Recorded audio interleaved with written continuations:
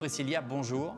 Bonjour. Je suis ravi de t'accueillir aujourd'hui dans La Victoire Éternelle. Tu avais fait une apparition déjà il y a quelques mois, mais depuis tu as encore étoffé ton palmarès. Première chose, comment ça va? Ça va et toi? Ça va super bien, ça va très bien. On va parler de force athlétique. Juste avant, je vais rappeler que tu es championne de France, championne d'Europe, championne du monde. Donc c'est véritablement une légende de sa discipline déjà à seulement 28 ans qui est avec nous. Est-ce que tu peux nous rappeler ce qu'est la force athlétique, Priscilla? Alors, c'est un sport de force, comme son nom l'indique, du coup, qui s'apparente à l'haltérophilie. Mais l'haltérophilie a 2 mouvements et nous en avons 3. Donc, on a le squat, le développé couché et le soulevé de terre. Ok. Squat, c'est les cuisses. Développé couché, c'est... Oui, c'est sur le banc. Ouais. Et levé de terre? Et soulevé de terre, donc la barre est au sol. Et en fait, c'est une extension de hanche. Il faut soulever la barre du sol, en fait. Alors, il y a des records. Sans la lever. C'est vraiment juste... Il y a des records partout, des records du monde, étant détient certains. Et puis, il y a aussi ce qu'on appelle le total. Total, c'est quoi? Alors, le total, c'est le cumul de nos 3 meilleures barres sur chaque mouvement, qui nous donne donc le total athlétique et le classement. Tu nous rappelles comment tu es arrivé à cette discipline? Pur hasard. Je rentre dans une salle de sport à la base pour faire de la remise à niveau, voilà, pour perdre du poids, pour être en bonne santé, etc. Donc, ça veut dire que tu avais des kilos supplémentaires? Oui, j'étais un peu en surpoids. Ouais. Avec quel âge? J'avais 21 ans. Okay. 21 ans, je n'étais pas spécialement bien dans ma peau et voilà, c'était un moyen pour moi de me réapproprier mon corps. Tu vas seule? Tu vas avec des amis? J'y vais seule. Difficile comme démarche? Ouais, très difficile. Et du coup, un coach de la salle a repéré en fait un potentiel par rapport à la force. Rapidement? Ouais, assez rapidement. Voilà, apparemment, je m'étais déjà assez lourd sur les mouvements. Moi, j'avais pas de repères ni de conscience de valeur par rapport à ça. Et aucune culture dans ce sens. Et aucune culture, ouais, dans cette discipline. Et du coup, il me parle de la force athlétique et je dis ok, je veux faire ça. J'ai adoré en fait. J'ai eu vraiment un coup de foudre pour la discipline. Ok, donc il faut rappeler qu'à côté de ça, tu as une vie, tu es maîtresse d'école. Oui. Ouais, donc tu gères une classe d'enfants qui ont quel âge et qui sont à quel niveau? Une classe de CE1 et donc ils ont 7-8 ans. Aujourd'hui, ils savent que leur maîtresse, elle est championne du monde, recordman du monde. Oui, ils savent. Qu'est-ce qu'ils disent? Ils sont fiers. Ils sont fiers. C'est trop mignon. Ouais, c'est grave mignon. Et en même temps, est-ce que parfois t'en joues genre, tu te souviens que la maîtresse, elle est championne du monde ou recordman du monde? Parfois, ça m'arrive de faire des petites boutades là-dessus, mais c'est plus quand ils font des bêtises, je vais leur dire attention, je vais te suspendre au porte-manteau, genre je peux te lever d'une main ou des choses comme ça. Ouais. Mais ouais, ça reste mignon. Et ils disent quoi? Bon, ils savent que je rigole. Ils savent que je rigole. Tu as une particularité également, et je suis ravi qu'on puisse en parler parce qu'on peut parler de tout dans le monde d'aujourd'hui. C'est qu'on t'a détecté de l'autisme. Oui. À quel âge? Alors, j'ai eu un diagnostic assez tard, à l'âge de 22 ans. Donc, j'ai eu un diagnostic d'autisme Asperger. Alors, aujourd'hui, dans les termes scientifiques, on ne dit plus ça. Je suis atteinte de troubles autistiques. D'accord. Mais bon, ça reste des termes, quoi. Mais ouais. Du coup, à 22 ans. Et concrètement, dans les faits, c'est quoi? Alors moi, mes difficultés, c'est essentiellement au niveau sensoriel. Donc tout ce qui va être le bruit, les odeurs, l'odorat. Et aussi hypersensibilité émotionnelle et tout ce qui va être interaction sociale qui peut être compliqué. Donc qui ont été en fait un véritable apprentissage pour moi au quotidien. Donc à partir de 22 ans, donc il y a 6 ans? Oui. Et tu es accompagnée, tu as été accompagnée? Comment ça s'est passé? Oui, alors je le suis toujours. Je suis suivie par une psychologue qui est spécialisée dans ces troubles-là. Et ils appellent ça, alors je ne veux pas me tromper dans les termes, mais c'est une thérapie comportementale, quelque chose comme ça. Enfin, là, je n'ai plus les termes exacts, mais ouais, non, je suis suivie. Est-ce que du coup, les bruits et les odeurs d'une salle de sport sont devenus des repères pour toi? Le bruit des barres métalliques, le bruit des haltères, l'odeur, la transpiration. Pas spécialement. Les odeurs, j'ai beaucoup de mal.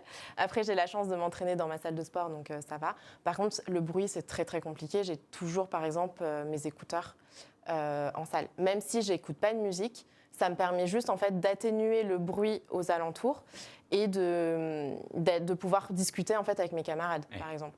Ça a été une grande difficulté parce que, en gros, mon cerveau est incapable de... En fait, par exemple, ton cerveau va naturellement diminuer les bruits alentours pour quand tu te focalises sur quelque chose, sur quelqu'un qui est en train de te parler. Moi, mon cerveau, il est incapable de faire ça. Et donc, du coup, en fait, c'est comme si j'avais un brouhaha permanent et la personne me parle en face. Et en fait, je ne comprends pas ce qu'elle me dit parce que mon cerveau, en fait, il a trop de stimuli en même temps. Et donc, du coup, d'avoir mon casque, par exemple, tout le temps, ça me permet d'atténuer ces bruits-là. Et quand la personne, elle est en face de moi, de vraiment réussir mieux à me concentrer sur ce qu'elle me dit, en fait. Quand tu es en compétition, tu n'as pas de casque? Alors, sur le plateau même, non. Mais il n'y a pas de musique, donc je ne suis pas gênée. Mais par contre, en backstage, j'ai toujours mon casque. Et le fait de l'enlever pour rentrer en compétition, ça dû va. apprendre à... Alors, je n'ai pas spécialement appris, mais ça va parce que vraiment, il n'y a pas de musique, en fait. Il n'y a pas de musique. Le public, en général, il nous laisse le temps de se concentrer. Donc, je ne suis pas tant gênée que ça. Et puis, je suis focus sur la barre, donc ça va. Je trouve ça fantastique ce que tu fais. À la fois cette vie de femme, entre guillemets, ordinaire de maîtresse d'école, cette vie exceptionnelle qui fait de toi une des femmes les plus puissantes au monde et de nombreux records du monde, si jeune, j'ai envie de dire. Est-ce que tu t'es fait des copines dans ce milieu? Est-ce qu'en France, c'est développé? Ou est-ce que tu es... ouh là là, c'est elle et il n'y a qu'elle? Non, alors, déjà, je suis heureuse d'avoir rencontré la force athlétique parce que ça m'a permis d'avoir des amis, chose que je n'avais pas avant à cause de mes troubles autistiques qui me posaient beaucoup de problèmes dans le milieu social. Donc déjà, j'ai pu me faire des amis grâce à ça. Donc ça, c'est vraiment génial. Et puis, on a la chance en force athlétique d'avoir une équipe féminine qui est exceptionnelle dans plusieurs catégories, donc que ce soit en moins de 47, en moins de 52, en moins de 57, en moins de 63. Enfin, on a vraiment... une grosse équipe féminine, même les grosses catégories, la catégorie plus de 84 qui est représentée aussi par Amélie Mergier. Là aussi avec des filles qui ont des records du monde comme qui toi. ont aussi des records du monde, des records d'Europe, des records de France. Non, une très très grande fierté d'avoir une aussi grosse équipe féminine. Alors c'est devenu des copines et ça crée une émulation entre vous, j'imagine. Oui, on se soutient les unes les autres et on se pousse... on se pousse pour toujours être meilleur, quoi. Donc, tu rentres par hasard dans une salle de sport pour perdre du poids. T'as quel âge, rappelle-moi? 28 ans. Non, au moment où moment où je rentre, j'avais 21 ans, du coup. Ok, donc c'est avant-hier, hein? Ouais, c'était pas si longtemps que ça. T'as 21 ans, et là, au bout de combien de temps, un coach dit, tiens, elle, il y a quelque chose, elle pousse fort? 2-3 mois. Ok. 2-3 mois. J'ai fait 2-3 mois de musculation et j'ai tout de suite changé pour la force athlétique. Ok. Est-ce que pendant ces 2-3 mois, ça t'a donné satisfaction quant à la volonté primaire qui était de « je viens pour perdre du poids » ou directement, t'es passé par « ok, on va partir sur la performance et puis mon corps suit ». Non, en fait, j'ai vraiment switché. Et aujourd'hui, mon corps, je le vois plus du tout comme quelque chose, comme un poids, où je dois atteindre un certain poids, un certain physique. Je le vois plus comme un moyen de réussir certaines choses, en fait. Donc, j'ai totalement switché ma mentalité là-dessus. Et j'étais vraiment fixée sur la performance. Et aujourd'hui, la performance a fait que j'ai le corps que j'ai aujourd'hui. Mais ça n'a pas du tout été une priorité au final. Tu l'aimes ton corps aujourd'hui? C'est pas tous les jours facile, parce que je reste une femme. Et je reste un être humain tout court. Donc, je pense qu'on se voit toujours des défauts. On aimerait toujours changer quelque chose. Mais je suis beaucoup plus en paix avec lui que je l'étais à 21 ans. Ouais. Qu'est-ce qui, sans rentrer dans les détails, mais en quoi la masse musculaire, j'imagine que tu parles de ça, acquise pour aujourd'hui réaliser ses performances, en quoi ça dérange ou... Alors moi, c'est pas tant la masse musculaire qui me dérange, c'est plutôt des petites choses comme des cicatrices ou la cellulite ou certaines vergetures. Ça va être plutôt des petites choses comme ça, des détails comme ça. Mais la masse musculaire en soi ne me dérange pas personnellement. Et une femme musclée, moi, je trouve ça beau, vraiment. Ah, bien sûr. Donc voilà. Évidemment, je suis d'accord avec toi. Les performances arrivent rapidement. Donc il y a ces 2 mois, le coach qui te détecte. Comment ça se passe? Tu restes dans le même club ou tout de suite j'ai un esprit très compétitif. Donc je lui dis, ok, moi je veux faire de la compétition, mais c'est pas pour finir dernière. Oui, donc compétitif, organisée, ambitieuse. Voilà. Et je lui dis, je veux devenir championne de France. Et du coup... on s'est lancé le pari en fait en 1 an de devenir championne de France, donc il m'a suivi pendant toute cette année. Et toujours ce coach dans cette salle de sport où tu es rentrée par hasard. Voilà, et on a accompli du coup on a accompli l'objectif. À 23 ans. Ouais. Et là tu te dis quoi? Là je me dis. C'est un bon début. Je me dis je veux plus. Et en fait alors à cette époque-là, je savais déjà, donc j'avais déjà eu mon diagnostic d'autisme. Mais je n'étais pas du tout prête à faire de la compétition internationale parce que j'avais beaucoup de choses à gérer voyager à l'étranger avec des gens que je ne connaissais pas. J'avais peur d'être démasquée, entre guillemets, d'être jugée parce que j'avais subi des brimades au collège, lycée, etc. Par rapport à ça. Et j'avais peur, en fait, de pas me faire des amis, d'être mise à part parce qu'on me trouvait bizarre, etc. Et donc, du coup, j'ai mis beaucoup de temps avant de me lancer à l'international et d'oser, en fait, dire oui à l'équipe de France. Mais T'avais peur de te mettre en difficulté? Ouais. Ouais. Sortir entre guillemets d'une zone de confort? Exactement, c'est exactement ça. J'avais la trouille. Soyons honnêtes, j'avais la trouille.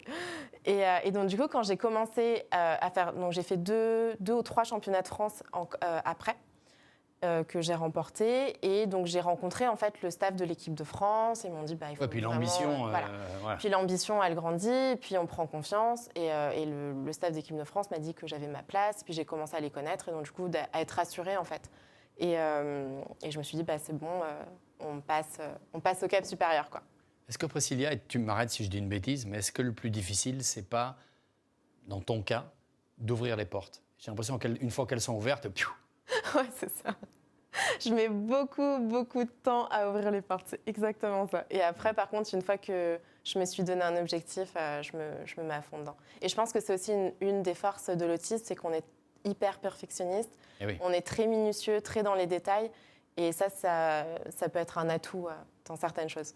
Alors moi, pour pratiquer à mon humble niveau aussi de la musculation, moi je vais appeler ça comme ça, contrairement aux idées reçues, c'est hyper technique, hyper physiologique, hyper organisé.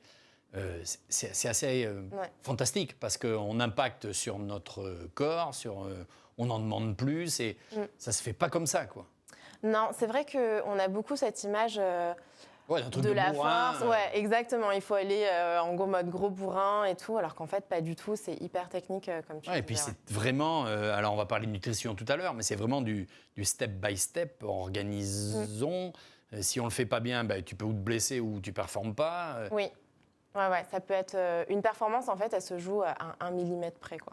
Vraiment. Donc il faut être bien entouré, bien encadré. Oui. Est-ce que ce monsieur qui t'a détecté, tu travailles toujours avec? Alors je ne travaille plus avec, mais on est toujours très très proches et il me suit toujours de près. Ouais. Qu'est-ce qui fait que tu es passé à un autre niveau où il fallait plus de, j'en sais rien, de temps, d'organisation? Non, c'est plutôt la vie qui a fait les choses. Il a déménagé à l'étranger et puis moi aussi j'avais besoin de changement, entre guillemets.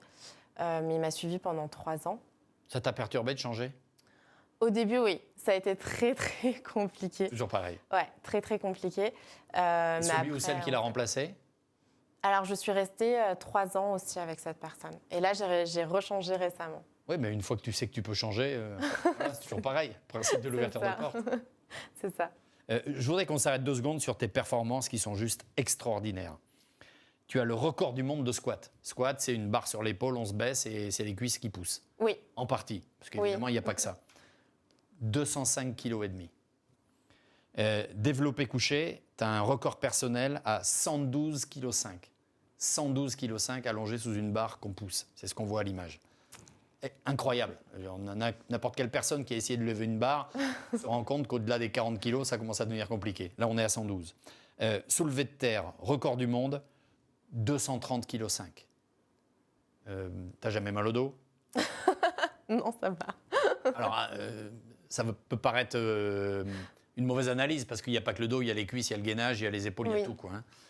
Et on le voit là aussi à l'image. 230 kilos, c'est juste incroyable. Et le total, le fameux record du monde, on est à 548,5 kg. En quoi tu es la meilleure? En quoi je suis la meilleure? Ouais. Sur l'un des mouvements ou sur... Sur l'un des mouvements, oui. Le squat. Le squat, c'est vraiment le mouvement où on me connaît, mon mouvement phare, ouais. Et du coup, c'est quelque chose que tu travailles plus, moins? Comment ça se passe? Alors non, je ne le travaille pas forcément plus que les autres ou moins. Je pense que j'ai peut-être juste plus d'atouts par rapport à ma morphologie ou ma manière de faire dessus, je pense. Squat, tu peux me rappeler, c'est un squat? Donc oui. J'ai la barre, je descends et je remonte. Oui, on a 3 essais, mais c'est une répétition. Donc essayez de mettre 20-30. Faites gaffe quand même, parce qu'il faut bien le faire, parce qu'on peut évidemment se blesser, hein. Oui. C'est là aussi, et on l'a évoqué tout à l'heure, mais c'est là où l'aspect technique est tellement important. Oui. Parce qu'évidemment, on soumet des pressions à notre corps qui sont dangereuses, inhabituelles, et ainsi de suite. Alors, il y a la technique, mais il y a aussi la récupération qui joue énormément. Et c'est pour ça que, par exemple, je travaille avec Compex, qui me permet de récupérer ou d'éviter certaines blessures par rapport à l'activation. Explique-nous, c'est les... Alors, Compex, c'est une entreprise donc, spécialisée dans le sport. Ils ont différentes gammes et en fait, tous leurs produits permettent de mieux récupérer. Ouais, de mieux récupérer. Alors, ce n'est pas des produits qu'on ingère. Non. Il n'y a pas que de la récupération, il y a aussi tout ce qui va être activation musculaire, où ça va aider, donc, par exemple, pour tout ce qui va être réchauffement. Donc, tout ce qui va être réchauffement pendant l'entraînement et aussi... C'est ce qu'on voit là à l'image. Ouais, voilà. Pas l'image d'avant. Donc là, par exemple, le rouleau, ça me permet de m'activer avant mon squat et mon deadlift. Ça me permet d'activer tout ce qui va être... D'avoir un muscle qui est chaud, mais pas fatigué au moment où on va le soumettre. Exactement. Après, je vais utiliser ce qu'on a... Voilà, les bottes de compression, par exemple aussi, j'appelle ça des patchs, mais... Oui. L'électrostimulation. Donc tout ça, ce sont des petits détails qui, au fur et à mesure... qui ne sont pas du tout des détails. Ouais. Mais, moi, j'appelle ça des petits détails parce que ce n'est pas la principale récupération. La principale récupération, ça va être quand même la nutrition, le sommeil, le repos, de prendre le soleil, enfin des choses normales, basiques. De prendre le soleil. C'est vrai? Ouais, bah oui. C'est pour ton bien-être mental ou c'est pour avoir bonne mine? Pour les deux. D'accord. Pour tout ce qui va être mental, mais aussi pour, par exemple, la vitamine D. On la synthétise grâce au soleil. Donc c'est pour ça que, par exemple, des civilisations qui voient peu le soleil vont avoir un gros manque de vitamine D. Je veux dire les citoyens normaux, quoi. Ouais, et ça va jouer sur le mental, ça va jouer sur le moral, ça va jouer... Il y a beaucoup de dépressions qui sont dues à ça, par exemple. Donc voilà. Mais quand je dis que ce sont des détails, ce sont les plus qui font que quand on est athlète, quand on est sportif, on prévient les blessures et aussi... on anticipe, on prévient. On anticipe, quoi. Tu es une sportive de très très haut niveau. Tu travailles, tu es maîtresse d'école. Combien de temps d'entraînement par semaine? 5 entraînements par semaine. De combien de temps? 2 à 3 heures. Donc 2 à 3 heures, ça veut dire qu'à 17h, salut les bambinos, merci, à demain, la maîtresse vous embrasse. Et toi, tu pars en salle? Ouais. De 18 à 20h, 21h? Alors, j'arrive en général là-bas vers 17h30, selon le trafic en Ile-de-France. Ouais. Et ensuite, je commence à m'entraîner entre 18h et 18h30. Et en fait, je rentre chez moi, il est déjà 22h. Parce que je finis mon entraînement vers 21h, 21h30. Tu dors bien? En général. Les nuits sont courtes. Mais tu dois tomber comme une masse. Ouais, par contre, ouais. Un aspect très important, tu parlais de récupération. On va parler d'hygiène de vie, mais ça, on ne va pas s'éterniser parce que ça me paraît indispensable. Oui. Sinon, on se pète. Voilà. Parle-moi d'alimentation. Comment tu fais? Est-ce que tu es suivi? Est-ce que tu as un nutritionniste ou une nutritionniste? Alors, pour l'instant, je m'autogère. Après, j'ai déjà travaillé avec des personnes qui sont spécialisées dans la nutrition. En ce moment, je m'autogère. Tu t'autogères, parce que tu te connais? Oui. Et 2, parce qu'on t'a aidé avant, quoi. Oui, parce que j'ai été formée entre guillemets, enfin, j'ai appris, quoi. Mais ouais, je m'autogère pour le moment. Et ton alimentation, qu'est-ce qui... Donne-moi des éléments, des clés. Alors, moi, par exemple, je fais 4 repas par jour. Et à quelle heure? J'essaye le vraiment basique le matin, le midi, collation avant l'entraînement et dîner du soir. Le matin, normal, petit-déj. Ouais, le midi. À la cantine, à l'école? Ouais, T'amènes ton propre repas? Ouais, j'amène mon repas. Ok. Après collation à quelle heure? À 17h à la sortie? Ouais, à la 17h, ouais, voilà, exactement. Okay, et ensuite, le dîner le soir, du coup. Ok. Quels sont les... Alors, ils sont évidemment tous importants. Oui. Mais quand est-ce que j'en sais rien, quand est-ce que tu surprotéines? Quand est-ce que tu manges des fruits, des légumes? Toujours des protéines à chaque repas. Toujours soit des légumes ou des fruits à chaque repas. Et après, une source de glucides à chaque repas. Donc mes glucides, quand je dis glucides, alors les fruits et les légumes, ce sont des glucides, mais quand je parle vraiment des glucides, ça va être le riz, les pâtes, les choses un peu plus lourdes, entre guillemets. Je vais plutôt les centrer autour de mon entraînement. Et avant, j'en prends, mais en plus petite portion. La protéine, par exemple, c'est quoi? C'est les œufs, la viande blanche? Les œufs, la viande, le poisson. Et les doses, du coup, sont plus importantes? Enfin, sont importantes? Alors, comparé à une personne lambda, oui. Par exemple, moi, je suis à 130 grammes de protéines par jour. Une personne lambda, elle n'a pas besoin d'autant de protéines par jour. Mais c'est vrai que quand on a une activité sportive, forcément, nos muscles demandent plus à manger. Et les jours où tu t'entraînes pas, donc les 2 seuls jours qui sont le samedi, le dimanche, vendredi et le dimanche. Ouais. Ces jours-là, c'est repos complet? Oui, je me repose.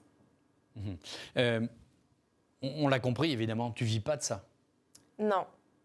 Qu'est-ce qu'on gagne? Je parle financièrement. Alors après, le prestige, l'honneur et faire de toi une des femmes les plus puissantes du monde, fantastique. Néanmoins, parlons pépette. Alors, en pépette, pas grand-chose comparé à d'autres sports. On n'a pas la prime des JO, par exemple. Mais quand même, la fédération, par exemple, nous donne des primes à la performance. Il y a certains sponsors qui nous rémunèrent aussi et qui peuvent donner des primes à la performance aussi. Ok. Les primes à la performance, c'est quoi? C'est des records du monde? C'est un titre de championne de France, de championne du monde? Ça dépend. Ça dépend. Il y en a, ça va être uniquement si tu as un titre. Il y en a d'autres, ça va être pour un podium. Il y en a d'autres qui vont inclure les records aussi. Il y en a d'autres, non. Donc vraiment, ça dépend des sponsors. Ok. Aujourd'hui, tu es une des meilleures au monde, voire la meilleure. Ouais. Cette discipline te rapporte grosso modo combien par an? Par an, je ne saurais pas te dire. Mais par exemple, si je gagne un championnat... Là, par exemple, j'ai gagné les championnats du monde. Ouais. J'ai eu à peu près 3 000 € de la fédération. Alors, grâce au titre, plus les records qui ont été pris en compte. Et j'ai eu, de mes sponsors, j'ai eu 7 ou 8 000 €. Voilà, donc en gros, un peu plus de 10 000 € pour une compète. Est-ce que tu considères aujourd'hui l'aspect financier comme un levier important dans ta motivation? Non, parce que ça n'a pas été le levier qui m'a attirée dès le début. Ça a vraiment été une passion, un coup de foudre. Il y avait zéro argent, quoi. Au début, il y avait vraiment zéro argent. Je faisais pas de compétition internationale, donc je gagnais pas. Je payais tous mes déplacements pour aller en compétition et parfois je le fais encore et je le fais de bon cœur parce que je pense que quand on fait quelque chose qu'on aime vraiment passionnément, on le fait pas en premier pour l'argent. Après, c'est sûr que aujourd'hui, je suis heureuse parce que ça me permet d'avoir une vie, d'élever mon niveau de vie, mais c'est pas ma motivation principale. Jusqu'à quel âge tu comptes le faire? Tu as 28 ans, on rappelle? Ouais, je me suis donné la deadline de 35. Ok. On verra après. Parce que tu te dis que ton corps, il y a un moment, ça va fatiguer? Parce que... Oui, alors en général, notre sport, on peut le pratiquer quand même très très longtemps. Alors pas à haut niveau, mais on peut le pratiquer si on fait attention à tout ce qui va être blessure, etc. Mais à haut niveau, ouais, je me suis donné 35 ans. Est-ce que tu penses dans une vie future à la maternité? Alors, je ne souhaite pas avoir d'enfant. D'accord. C'est une question auquel j'ai longtemps réfléchi. Alors déjà, pour l'instant, c'est sûr que non par rapport à ma carrière sportive. Mais j'y ai réfléchi aussi à titre personnel pour après, parce que 35 ans, je trouve que ce n'est pas si vieux que ça pour avoir des enfants. Bien sûr. Mais pour l'instant, la balance penche beaucoup plus pour non que pour oui. On a parlé de l'argent, on a parlé de tout ça. Maintenant, j'aimerais qu'on parle des femmes. Il y a quelques jours, c'était la journée du droit des femmes. Oui. Comment toi, dans un sport que nous, vilains hommes, on verrait comme très masculin, comment une femme a réussi à s'imposer? Et encore une fois, bravo. Moi, c'est Parce que pour avoir beaucoup été dans les salles de sport, il y a des femmes, oui. Mais il n'y en a pas tant que ça. Ouais, il n'y en a pas beaucoup. Et encore moins des femmes qui lèvent lourd. Oui, ça commence petit à petit, mais c'est vrai que c'est pas du tout quelque chose qui est généralisé et qu'on voit partout. Pour moi, c'est une extrême fierté. Vraiment, je suis fière d'avoir ouvert la voie et d'avoir cassé ces clichés autour de la femme, autour de la force, que c'est pas quelque chose qui est réservé qu'aux hommes. Une femme peut être forte. Et elle est légitime, elle a le droit d'être forte.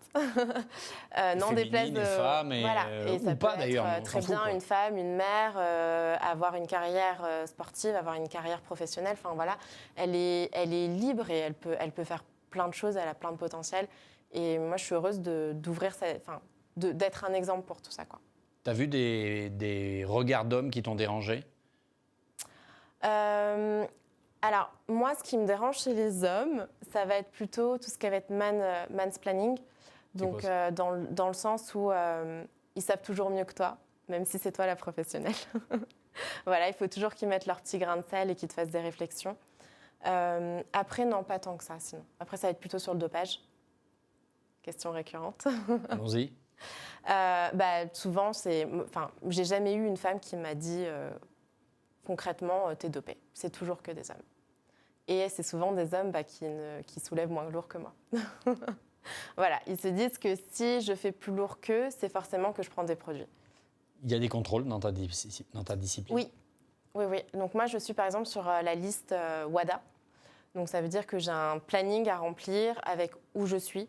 Donc où est-ce que je travaille, mes horaires, où est-ce que je m'entraîne, mes horaires, quand est-ce que je suis chez moi. Oui. Donc en fait, ils peuvent venir que ce soit au travail, que ce soit chez moi, que ce soit à l'entraînement, en compétition aussi. Et en fait, j'ai un devoir de le dire tous les jours. Donc même si je pars en vacances, là j'étais aux États-Unis pour les vacances, j'étais obligée de dire mon lieu de vacances, où est-ce que Et je comme suis. toutes les disciplines, si tu dis pas où t'es, au bout de 3 ou... Oui, au bout de 3 non chauds, tu es suspendu et tu as la peine maximale qui est de 4 ans. Donc, et tu n'as pas le droit de refuser un contrôle. Est-ce que, pour terminer, tu as toujours été entraîné par des hommes ou aussi par des femmes? Non, toujours des hommes. C'est vrai que le coaching dans ma discipline est encore très, très masculine. Il y a encore très peu de femmes qui se sont imposées au niveau du coaching dans la force athlétique. Et je pense que ça viendra avec les années à venir. J'espère. Ça viendra avec toi, peut-être? Ouais, c'est dans mes plans. C'est vrai dans mes plans, ouais. Ah ouais.